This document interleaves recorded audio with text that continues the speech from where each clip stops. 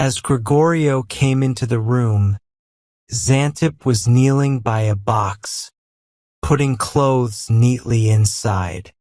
She turned her head and laughed, saying, "You are in a hurry, my friend." "I have almost." But when she saw Gregorio, she stopped talking. She sat down on the edge of the box. Her face turned white, and her lips lost their color. With great effort, she stayed calm and folded her hands on her lap. Gregorio looked at her for a moment, a mean smile on his scary face. His red eyes stared at her angrily. Finally, he broke the silence by shouting her name roughly, moving toward her at the same time.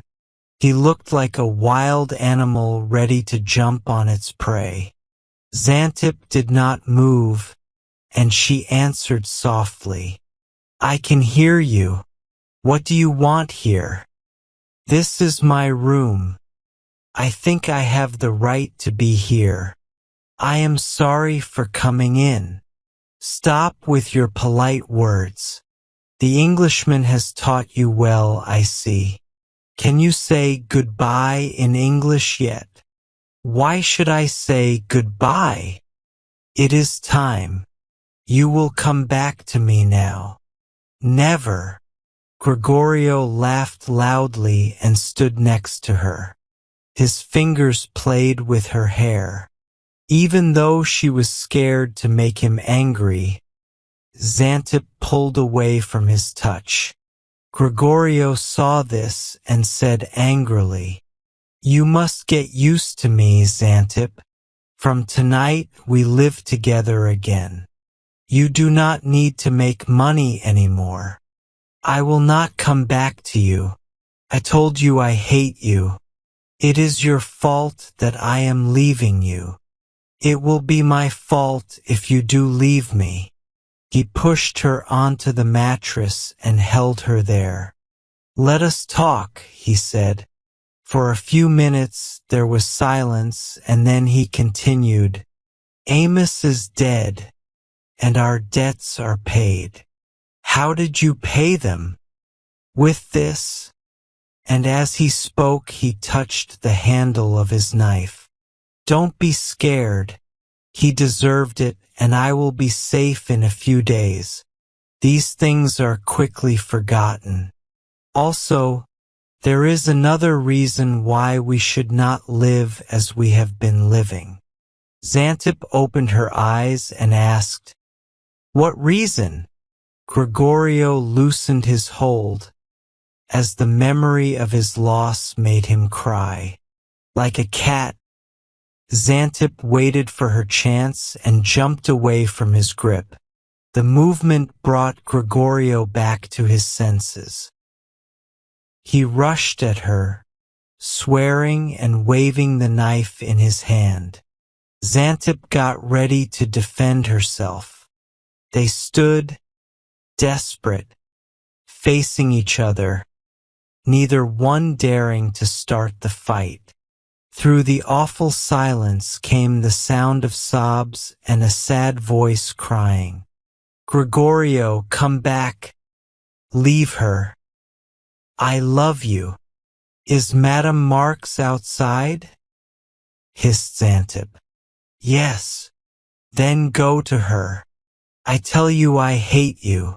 She pointed to the half-filled box. "I was going to leave here tonight. I will never return to you."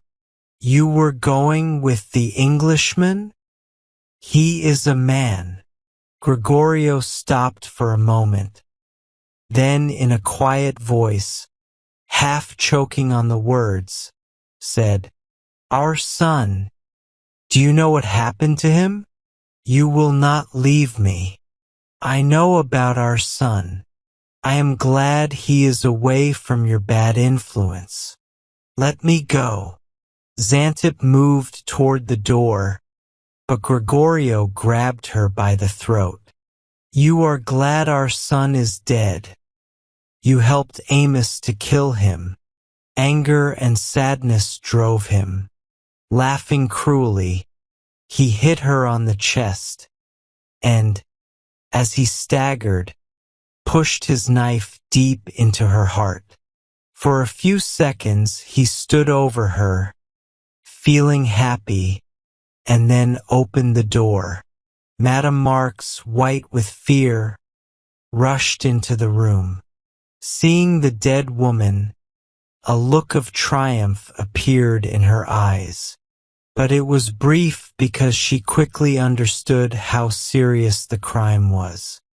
She had little pity or sorrow for the dead, but she was very worried about Gregorio's safety. "This is a bad night's work, Gregorio. Is it? She deserved to die. I am glad I killed her. God, how peacefully I will sleep tonight. This is worse than the other crime, my friend. You must leave here right away. Let us leave the body. I am thirsty," Gregorio answered without emotion. With a last look at Xantep lying dead on the floor, the two left the room and locked the door before going downstairs. As they came out into the street, some police rode by, and Gregorio trembled a little as he watched them. "I want a drink. I am shaking," he said roughly, and followed Madame Marx into the shop. The sun was starting to rise, and signs of a new day were showing. The day workers appeared at the windows and in the streets. "You must leave at night, Gregorio, and stay hidden all day." "All right, give me some wine. I can plan better when my thirst is gone." After drinking deeply, he turned and laughed. "It has been a busy time since sunset." Then, as if a new idea suddenly came to him, he asked slyly, "There will be a reward offered?" "I suppose so. Then you will be a rich woman." Madame Marx threw herself at his feet and cried bitterly. The words were very hurtful. She begged him to take back what he said. She reminded him of all she had done for him and all she would still do. She spoke passionately, and Gregorio, tired from all the excitement, kissed her and asked, "But why should you not turn me in?" "Because I love you." To her, neither blood nor cruelty made him bad. At last, her emotions calmed down. Soothed by Gregorio's touch, she realized the danger her lover faced. They talked about plans, but no good escape plan seemed possible.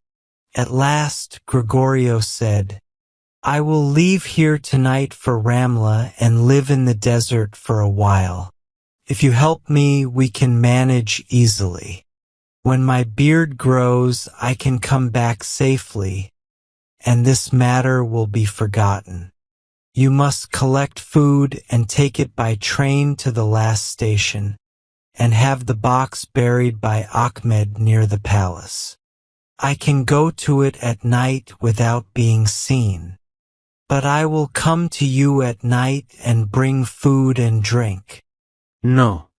"That would attract attention. You must stay with your customers. But the hardest part is the drink. I must have water. Get as many ostrich eggs as you can, fill them with water, and seal them. Hide these with the food, and I will carry some of them into the far desert and bury them there. Gregorio, if everything goes well, you will not be sorry you killed her? She hated me. I will not be sorry." And Madame Marx smiled and forgot her fears.